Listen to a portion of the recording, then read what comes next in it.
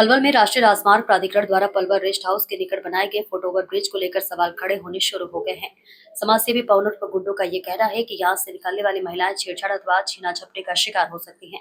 साथ ही ऐसे माहौल में असामाजिक तत्व नशा वगैरह सेवन करने को लेकर सक्रिय हो सकते हैं। ऐसे में अगर जिला उपायुक्त के निवास की निजता को लेकर इस कार्य को किया जा रहा है तो भले ही डीसी साहब की रेजिडेंस की दीवारों को ऊंचा कर दिया जाए, पर इस ब्रिज को दोनों ओर से ढकने से कई समस्याएं सामने आएंगे। उन्होंने कहा कि राष्ट्रीय राजमार्ग प्राधिकरण के अधिकारियों को भी इस बात का ध्यान रखना चाहिए कि ऐसे ब्रिज जिसमें विजिबिलिटी न हो, इसमें असामाजिक तत्वों का जमावड़ा ज्यादा हो सकता है और जनता की सुविधा कम रहती है। उन्होंने पुरजोर मांग उठाते हुए कहा कि इस ब्रिज की तरीके से ढकने का कार्य पर जो है वो रोका जाए। एप्लीकेशन लिखी थी 12 बजे समाधान शिविर ओवर हो जाता है तो मैं लेट हो गया।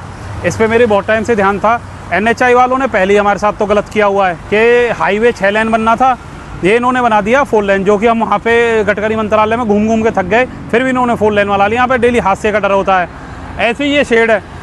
ये भी मैं समझता हूँ कि प्रशासन ने DC साहब का प्रोटोकॉल देख के, DC साहब का एक प्रोटोकॉल है, उसे देख के दोनों साइडों में शेड लगाई है। तो मैं पूछना चाहता हूँ प्रशासन से ही, क्या आम आदमी का कोई प्रोटोकॉल नहीं है?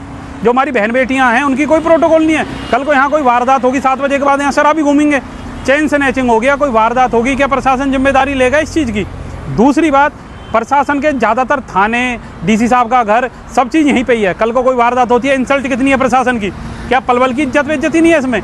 एक तो ऐसे काम, सबसे बड़ी बात तो ये है NHI के ज़्यादातर ऑफिसर, जो बड़े ऑफिसर हैं, वो पलवल में ही रहते हैं, रिहाइश उनकी पलवल है, उनको दिखता नहीं है, बिल्कुल वो धृतराष्ट्र बन जाते हैं। या हमें हमेशा ही संजय बन के उन्हें बताना पड़ेगा कि धृतराष्ट्र साहब ये गलत हो रहा है, ये सही हो रहा है? हमेशा हमें संजय मत बनाओ। तुम एक ऑफिसर हो, तुम्हारी जिम्मेदारी है, तुम्हें एक सरकार से तनख्वाह मिलती है, थोड़े तरीके से काम किया करो, क्या ज़रूरत है? और इसको फुटओवर ब्रिज को थोड़ा आगे बना देते तो ओमेक्स वालों के भी काम आ जाता। इसमें यदि ये वो लगा देते बाइक और स्कूटी जा सकें, कितना बढ़िया होता है। लेकिन इनको करना नहीं है ना, काम करने से ज़्यादा काम ना करने के बहाने चाहिए। ऐसे ही भगोला का फ्लाईओवर सेंट्रीफ्यूगल एक्सेलरेशन वहाँ काम करता है, सबको पता है। अरे उसको थोड़ा जैसे मौत का कुआं होता है, ऐसे ही थोड़ा तिरछा कर दो। बिल्कुल टेक्निकल नहीं है, कैसे पता नहीं इतने बड़े बड़े ऑफिसर बन गए। मेरे को बात ही, इनकी जो बात बुरी लगती है वो यही लगती है कि जनता में से कोई आएगा, इनको बताएगा, तब इनको समझ में आएगी। तो ये चीज़ें मुझे अच्छी नहीं लगती। ये शेड को ओपन जालियाँ कर दो, कोई ज़रूरत नहीं है इन चीज़ों की। प्रोटोकॉल है, दीवार को DC साहब वाली जो दीवार है उसको थोड़ा ऊँचा कर दो, क्या दिक्कत है? लेकिन ये नहीं है ना कि तुम जनता के उसके साथ खेलोगे। या मेरी भी बहन बेटी हो सकती है यार, किसी की भी बहन बेटी हो सकती है। यही आवाज़ औरों को भी उठानी चाहिए। यहाँ पे ये शेड हटा के इनमें जो भी चेंजमेंट्स होती है टेक्निकली वो करनी चाहिए, और आगे से इतना दुखी मत किया करो जनता को।